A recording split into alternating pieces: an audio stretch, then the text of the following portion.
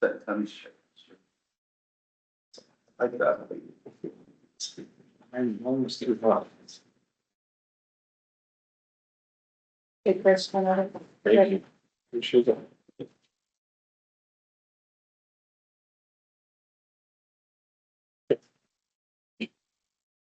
We have board revisions this week, so, or last week, so. Everybody Everybody's, different lines, different chairs. Are you sitting here? I was actually sitting in yours, but it was that one. It's very short. Good morning, everyone. We'll call to order the June 17th meeting of the Madison County Board of Commissioners. My name is Chris Wallace. Everybody would please introduce themselves. Tony Sneakus. Brennan Shea. Rob Sawyer, County Administrator. There you go. Nick Atkins, Prosecutor. John Sweeney, Sheriff. Mayor, Assistant Clerk. It is Payne, Plan Zone Administrator. Kevin Weaver with the Engineer's Office. Amy Reese Clark. Very good. Everybody should have received a copy of last week's meeting minutes. Move to approve. Second. First and a second. Is there any other discussion? Unheard, roll call please. Mr. Shea. Yes. Dr. Sneakus. Yes. Mr. Wallace. Yes. Get started this morning, sir. Good morning. Hope everyone had a wonderful weekend. I actually had no idea that there's a very honorable board this morning. I will be gone next week in that meeting, so if you have anything with me, keep that for a wait. That's all I got. Very good. Thank you, sir. Appreciate it. Mr. Atkins? Oh, how are you, sir?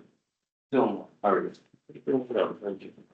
I just wanted to review the statutes with you in advance of the hearing set for this morning.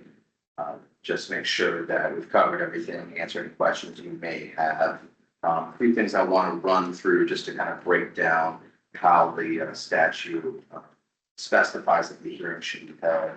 Obviously, the hearing itself is recorded. I believe there's been a specific request for a court reporter. Amy and I discuss that, about that order here.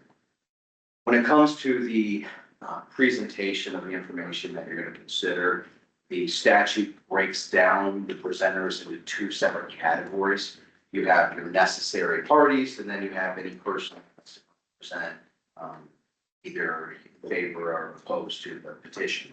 So the necessary parties are the municipality into which the annexation would occur. Each township that has a portion of property within the annexed area, and then agents for the petitioners. That's the same here as the municipality. So you have two necessary parties. They are given more authority than the average person that just wants to come in and testify. So necessary parties are entitled to present evidence, examine, cross-examine witnesses, comment on all the evidence. And that includes if there are already affidavits that I'm not aware of that were submitted. So essentially, they kind of act as a role of like an attorney and a citizen. The other category is any person, and any person can just hear and testify. They can't comment on the other evidence or question other witnesses. Engage in conversation with the necessary parties. And one of the things that is very clear is that any person that's going to testify has to be under oath.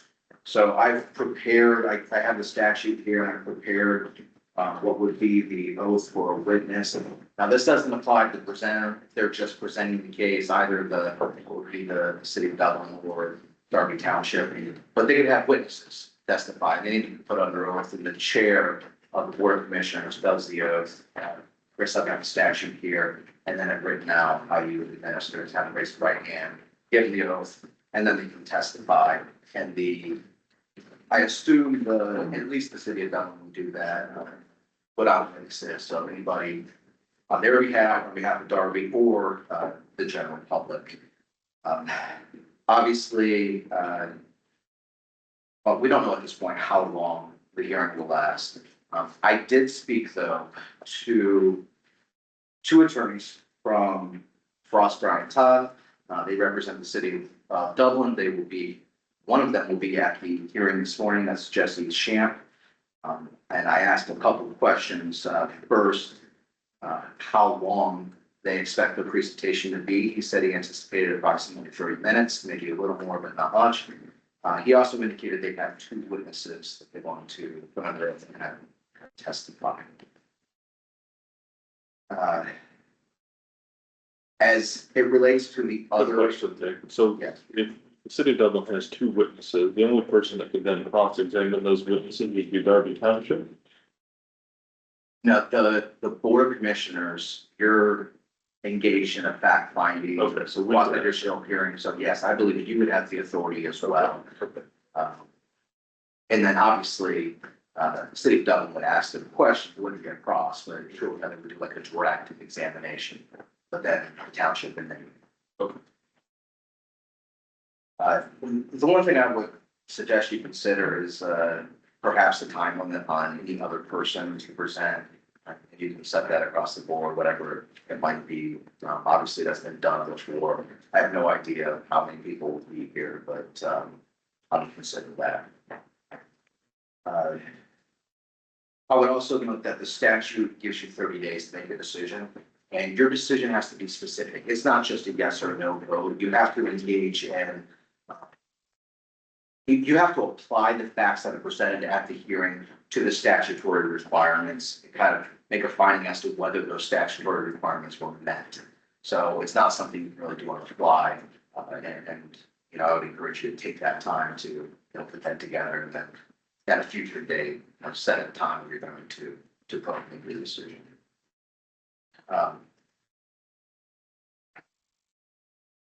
There was an issue raised at our last commissioners meeting.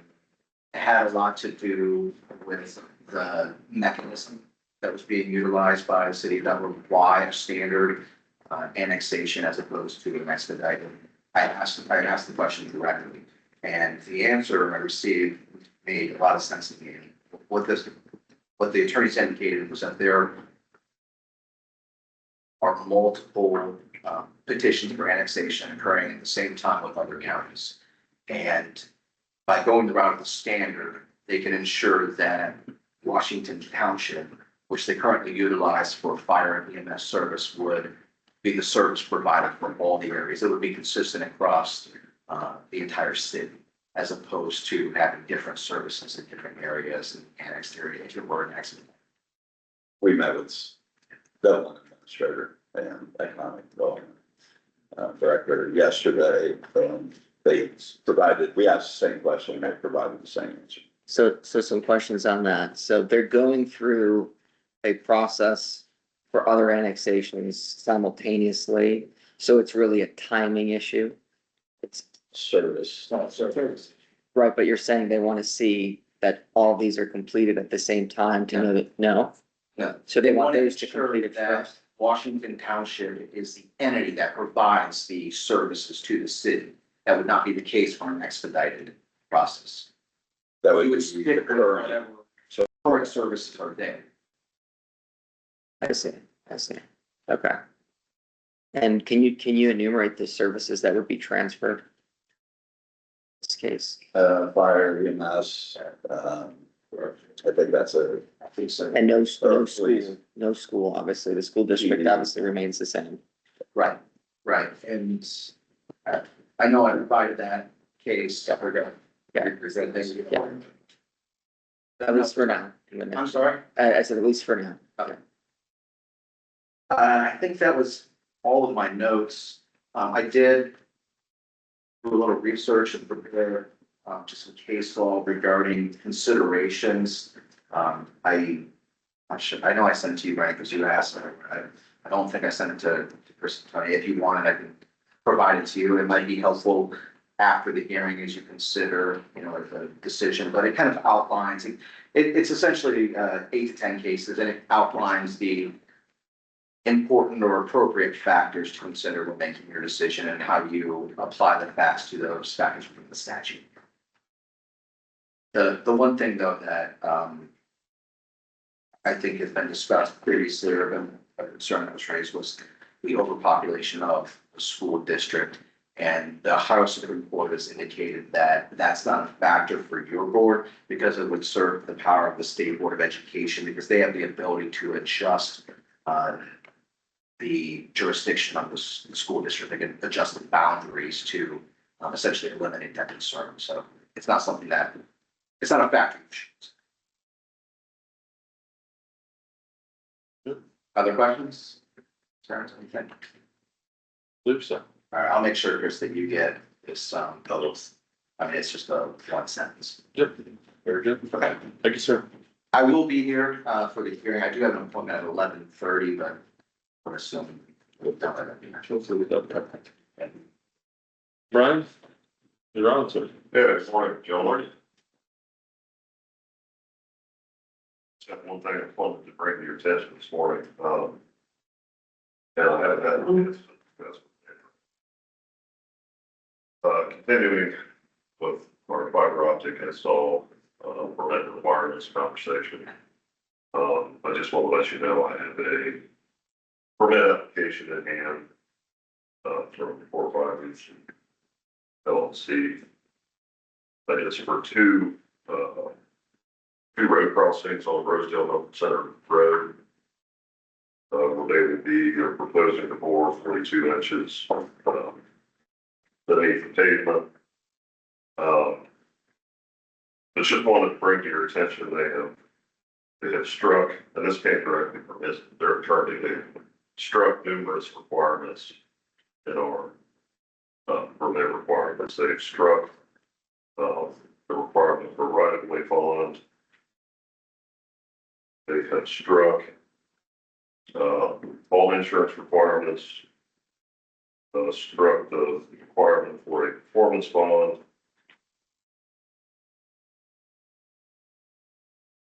Struck the requirement for certificate of insurance, numerous requirements under the plan requirements.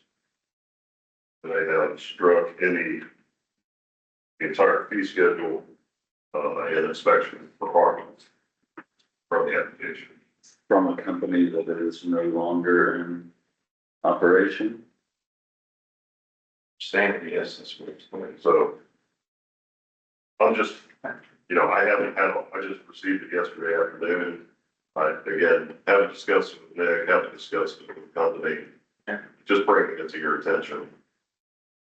This is what we're dealing with. The application was prepared by Ritter Grading, and they did let me know that they were doing that. Submitted the permit application to me. I informed Ritter Grading that removing the bond insurance issues I thought would be a problem. However, I'm not in the review process. It needs to go directly to Mr. Forrest, which is what we discussed.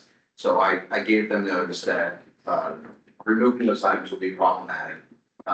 What was represented to me is they thought that that would not apply to full fibers because they're not public utility, but that was just in public utilities.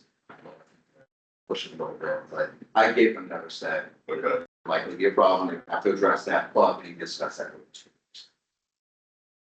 In conjunction with ruling by common police, and Dennis, correct me if I'm wrong, right, with the zoning infractions or the variance, or you applied for a variance. Yeah, you apply for home occupation. Right. So he has that, his company is a temporary close until I guess things get better, I guess. It's all settled.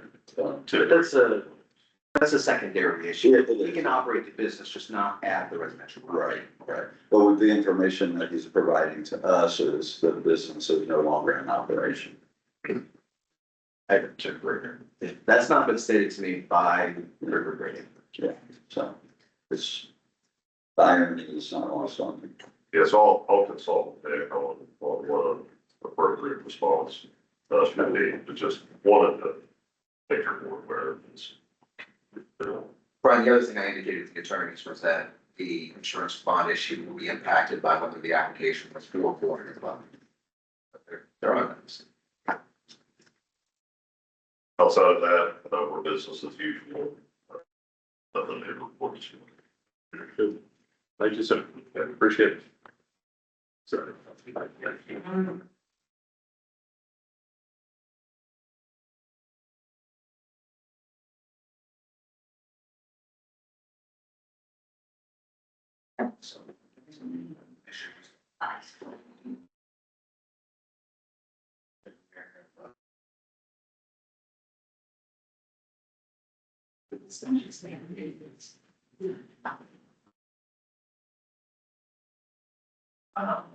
It's like cat fitting with toys out there. It's when you see property owners, I think it's pretty bad, that's a whole nother thing. But I wanted to make sure you saw, I didn't know if you was there. It's essentially trying to build like this wall on the property lines, I'm not sure what the purpose is, but a lot of stuff going on in that circle.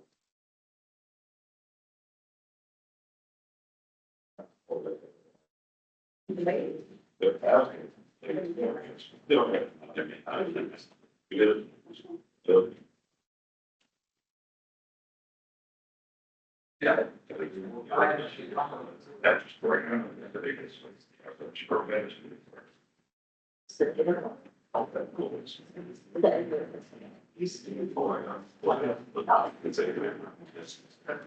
Same thing.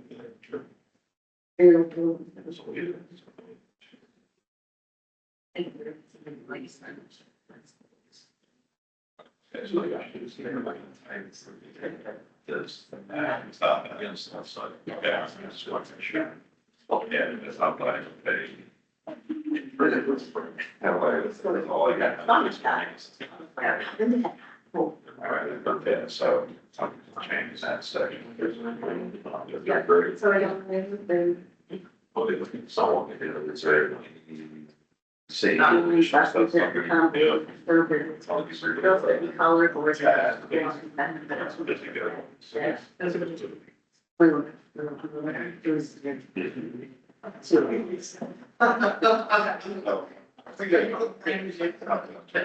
Because I want this, I stay the same. A lot of people personally, you Yeah, but I mean, no.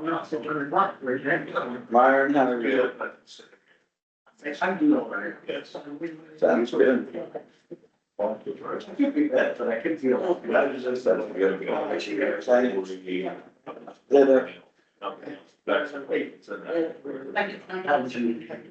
Well, I mean, I said, boys, I said, Asian states about it.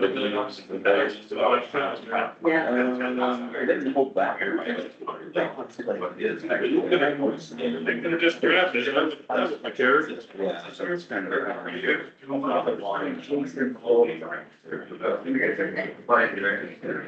I'm just not right. Boys, they won't do it because I did it, but. And then these four.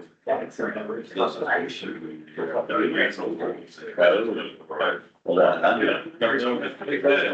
You just look at it. One and you pay some. He said, well,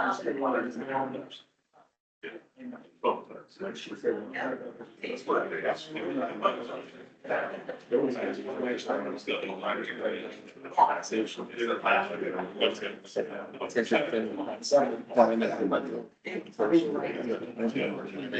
All that. Yes, I guess I did.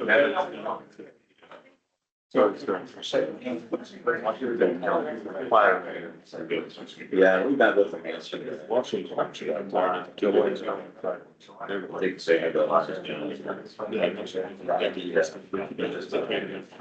If you want to research store brand, that's clearly. Wasn't me being. But it's then again, it's a function of. State development, it's small, development, what you can do with it, it's in one, not right, but not. Days that.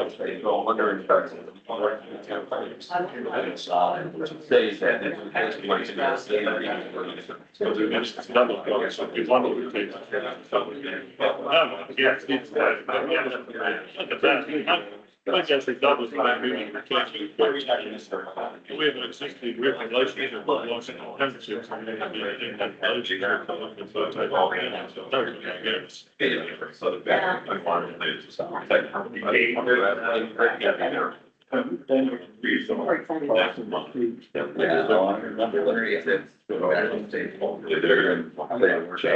So. It goes back to the line. It's all for college in there.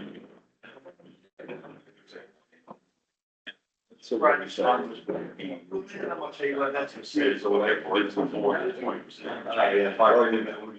Yeah.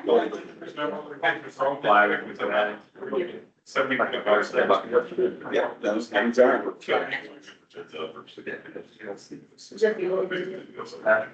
Thanks for that. I just wanted to, yeah.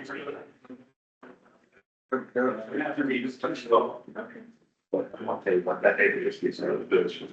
So that area's a bit. All right, we will continue the meeting now. Rob, if you would, please, sir. Thank you. Good morning, everyone. Most of my business is later on today, but I did want to bring up one thing that we're working on, and that is with Fayette Madison Transportation. Building upon the previous meeting where Joy came in, presented to the county commissioners on their shortfalls, their funding shortfalls. We requested their budget, looked at their budget, they're working on their fiscal year now, so that'll be complete at the end of this month. But my suggestion to Joy at that point in time was to essentially write a proposal for the board to review. Basically, that'll give you an idea of what they've accomplished, what they're going to accomplish, what they want to accomplish, where the different funding sources are coming from, and what they'll be asking for from Madison County in order to continue providing the services that they currently provide. So I would expect something from her later this month, which either she or I or both of us will come into the board meeting to present that to you guys, and then you can decide, how you want to proceed with that. So. We had asked for some additional information. They said they would follow up on that. I don't believe. No, and I think her intention was to provide that to me in this meeting last week. But that's where I said the proposal is the best bet to answer those questions and just give a kind of a good idea in a document that you could refer back to later on as you digest this information and finally make decisions. So those questions will be addressed in that document. Because there was going to be, I felt probably a mix up in translation going from her to me to you guys, so I felt that was the most appropriate way to move forward with that. Last thing I have on my list for now, as I mentioned, most of my stuff comes later in the day, is a request for executive session to consider the purchase of property or consider the sale of property. According to Rule 3358 17-1-04.2, the Ohio Administrative Code. Move to go into executive session. Second. The first and the second, any other discussion? None heard, roll call please. Mr. Shea? Yes. Dr. Sneakus? Yes. Mr. Wallace? Yes.